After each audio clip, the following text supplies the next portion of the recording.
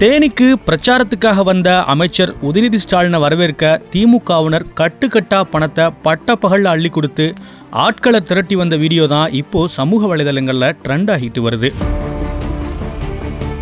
நாடாளுமன்ற தேர்தல் களம் சூடு பிடிச்சிருக்கும் நிலையில தொகுதி பங்கீட்டை இறுதி செஞ்ச திமுக தற்போது வேட்பாளர்களை அறிவித்து தீவிர பிரச்சாரத்தையும் மேற்கொண்டு வர்றாங்க.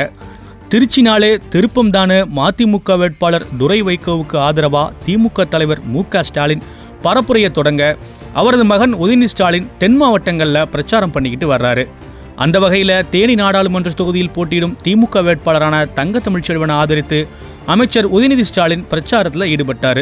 அப்படி தேனி பங்களாமேடு பகுதியில் 2வது நாளாக பிரச்சாரத்துக்கு வந்த உதயநிதியை வரவேற்க சாலைகளோட இரு பக்கமும் திமுக கொடிக்கம்பங்கள் மக்கள் கூட்டம்னு பங்களாமேடு பஜாரே களை கட்டி காணப்பட்டுச்சு.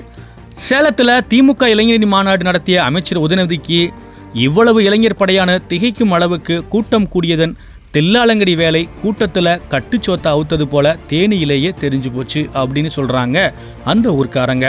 அப்படி சேலம் ஃபார்முலாவை யூஸ் பண்ணி வீக்கெண்டில் வீட்டில் இருக்க தாய்மார்கள் முதல் பாட்டிமார்கள் வரைக்கும் எல்லாரையுமே ஆட்டோவில் அள்ளி போட்டுட்டு வந்து மாஸ் காட்டினதா சொல்றாங்க தேனி மாவட்ட திமுகவினர். அமைச்சரின் பிரச்சாரம் முடிந்ததும் கூட்டத்தை கூட்டிய ஏஜென்ட்டுக்கிட்ட டோக்கனை வாங்கிட்டு அதை காசு வச்சிருக்கிற கலகக்காரர்கிட்ட கொடுத்து பணத்தையும் வாங்கியிருக்காங்க. இதையெல்லாம் அங்கிருந்த ஒருத்தர் செல்போனில் பதிவு பண்ணி வீடியோவை வெளியிட அது பெரும் சர்ச்சையை ஏற்படுத்தியிருக்கு.